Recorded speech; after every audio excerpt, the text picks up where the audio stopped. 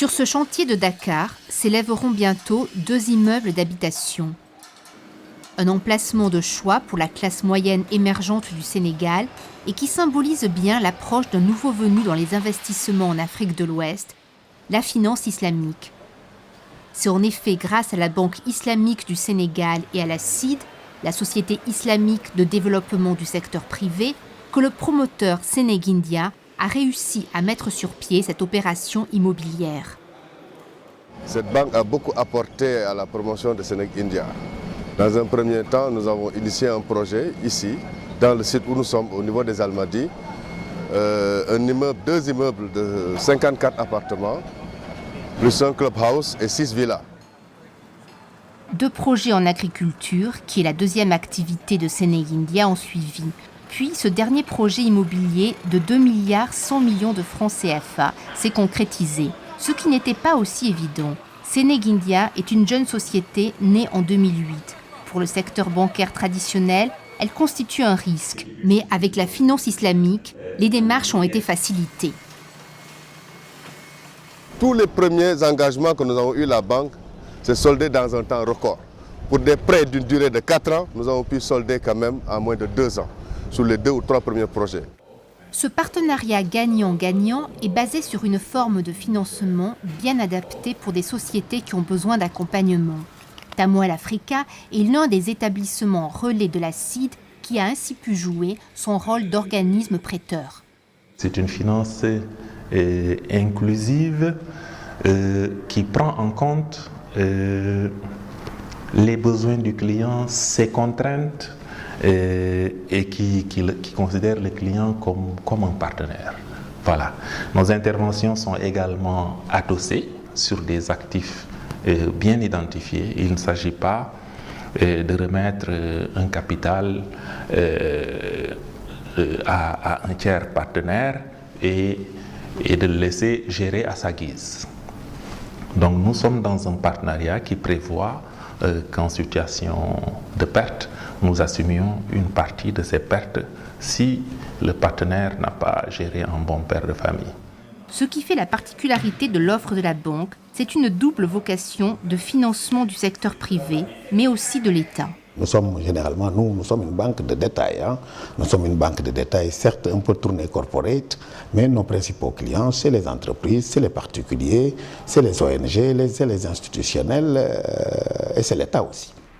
En 2014, justement, l'État du Sénégal a fait appel à l'épargne publique sur le marché de l'UEMOA en émettant, avec l'assistance du groupe de la BID, des obligations islamiques intitulées « Soukouk État du Sénégal » pour un montant de 100 milliards de francs CFA. Un véritable succès.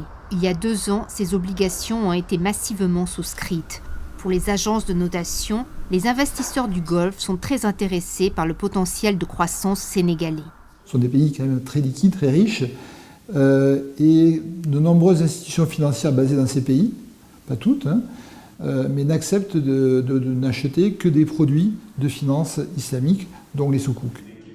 Avantage clé offert par cette émission, la possibilité pour Dakar de se financer en monnaie locale est donc moins chère. L'État du Sénégal avait lancé en 2013 un emprunt obligataire qui lui avait coûté près de 8, ou même plus de 8%, ce qui est beaucoup pour un pays comme cela. Lorsqu'il émet dans sa monnaie, en francs CFA, il emprunte à un coût qui est de l'ordre de 5%, parfois moins.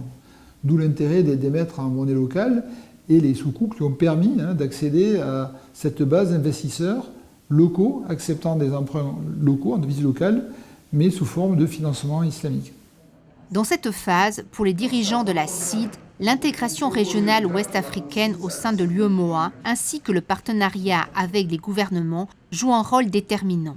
L'expérience du Sénégal a été articulée autour des dispositifs réglementaires en vigueur au niveau de l'Union. Et ceci, ça a permis également de pouvoir exporter l'expérience au niveau d'autres pays, que sont la Côte d'Ivoire ou d'autres pays qui sont actuellement dans le pipeline. Le Sénégal est une plaque tournante régionale qui soutient la finance islamique. Cela a notamment pour effet d'aider les pays voisins à accéder à cette finance islamique. Autant que les États, les particuliers sont tout aussi séduits par l'offre d'investissement alternatif. La Banque islamique du Sénégal, qui ne disposait que de 4 points de vente en 2009, en compte aujourd'hui 24 dans le pays. Elle vise à devenir un acteur majeur du paysage bancaire de la sous-région.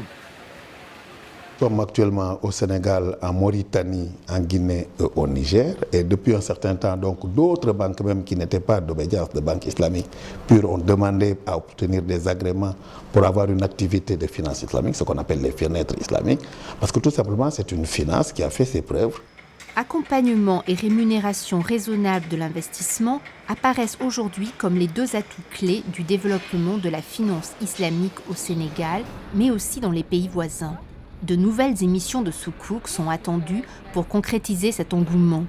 C'est ainsi que le 20 juin 2016, une nouvelle opération d'appel public à l'épargne a été lancée au Sénégal pour mobiliser 150 milliards de francs CFA destinés au financement des infrastructures.